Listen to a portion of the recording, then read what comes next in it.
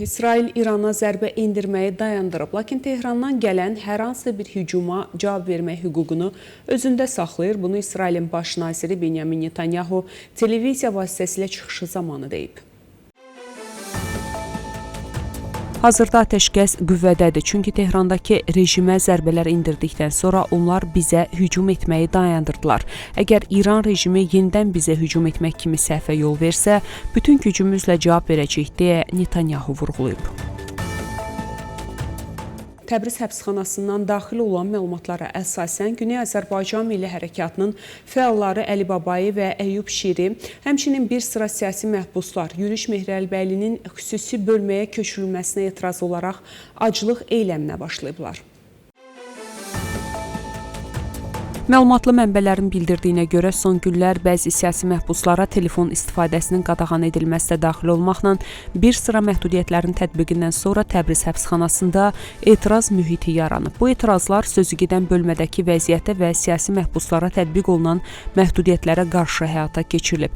Məlumatlarda qeyd olunur ki, Güney Azərbaycan Milli Hərəkatının fəallarından olan Yürüş Mehrəlbəyli bu etirazlarla əlaqədar Təbriz həbsxanasının xüsusi bölməsinə köçürülüb və hazırda da həmin bölmədə saxlanılır. Daha əvvəl siyasi məhbuslara yaxın mənbələr xəbərdarlıq etmişdilər ki, əgər Yürüş Mehrəlbəyli ümumi bölməyə qaytarılmazsa, onlarla siyasi məhbus aclıq eyləminə başlayacaq. Hazırda təxminən 60 siyasi məhbus bu eyləmdə iştirak edir. Ərdəbil əyalətinin Xiyav şəhərində 9 iş yeri möhürlənib və fəaliyyətləri qadağan edilib. Bu barədə yerli media məlumat yayıb.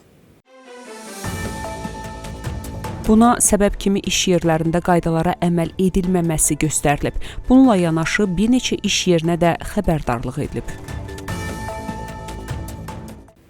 Qəzvin Toli Press fabrikinin təxminən 108 işçisi istehsal müəssisəsinin keçən ilin 21 fevralından fəaliyyətini dayandırmasından sonra işsiz vəziyyətdə qalıb.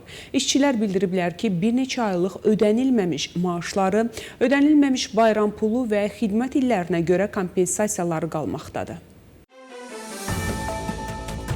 Onların sözlərinə görə sığorta problemləri səbəbindən işsizlik müavinəti almaq imkanları da yoxdur. İşçilərdən birinin dediyinə görə fabrikin təxminən 108 işçisinin ümumi tələbləri 40 milyard tümənə yaxındır və hər bir işçinin işə götürəndən 400-500 milyon tümən civarında alacağı olduğu bildirilir. Məlumata əsasən bu müəssisənin bir çox işçisi 18-25 il iş təcrübəsinə malikdir. Lakin keçmiş illərdə çətin iş şəraiti üçün ödəniş verilmədiyi üçün onların təqaüdə çıxmaq hüququ da təmin olunmayıb. İşçilər fabrikin bağlı qalmasından narahat olduqlarını bildirərək müəssisənin yenidən açılmasını və bütün ödənilməmiş əmək haqlarının tam şəkildə ödənilməsini tələb ediblər. Onlar həmçinin bildiriblər ki, indiyənə qədər edilən müraciətlər heç bir konkret nəticə verməyib. İranın Məşəd şəhərində İncili kilsəsi sökülüb. Bu barədə İran mediası məlumat yayıb. Məlumata görə memarlıq nümunəsi olan kilsə iyunun 4-dən 5-nə keçən gecə çox sayda texnika vasitəsilə tamamilə dağıdılıb. Dini mərkəzin sökülməsinin səbəbləri barədə açıqlama verilməyib. Qeyd edək ki, ötən əsrin əvvəllərində inşa olunan İncili kilsəsi 2005-ci ildə İranın milli əsərlər siyahısına salınmışdı. Xəbərlərimiz davam edir. Yaxın Şərqdə, Qəzzada dayanıqlı sülhün əldə edilməsi vacibdir. Bu barədə Azərbaycan Xarici İşlər Naziri Ceyhun Bayramov İstanbulda Türkiyə, Azərbaycan, Gürcüstan Xarici İşlər Nazirlərinin üç tərəfli görüşündən sonra keçirilən birgə mətbuat konfransında deyib. Onun sözlərinə görə bugün İran ətrafında baş verənlərin hər üç ölkəyə təsiri müzakirə edilib. Vahid yanaşma ondan ibarətdir ki, diplomatik siyasi yollara üstünlük verilməlidir. Beynəlxalq hüquqa riayət olunmalıdır. Atəşkəsin təmin edilməsi və daha sonra davamlı sülhün əldə edilməsi bütün bölgə üçün ən önəmli məqamlardan biridir, deyə Xarici İşlər Nazirliyinin rəhbəri qeyd edib.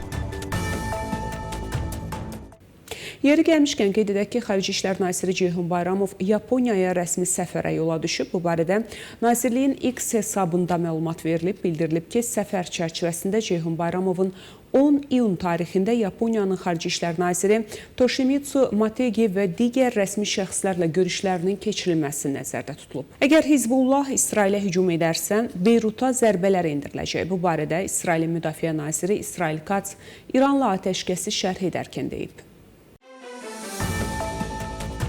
Şimaldakı icmalara hər hansı hücum Dahiyəyə də hücumla nəticələnəcək. İDF Livanda Hizbullah terror təşkilatına qarşı əməliyyatlarını davam etdirəcək deyə o əlavə edib.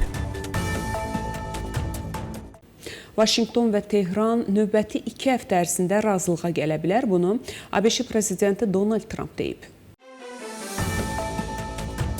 Hazırda danışıqlar aparırıq və onlar çox yaxşı bir razılaşma əldə etmək istəyirlər. Bizə hər şeyi verməyə, nüvə silahlarından imtina etməyə hazırdılar. Düşünürəm ki, biz qalib gəlirik. Növbəti 2 həftə ərzində qalib gəlməliyik. Bu tam bir qələbə olacaq. Çox tezliklə baş verəcək və neft qiymətləri dərhal düşəcək, deyə Trump bildirib.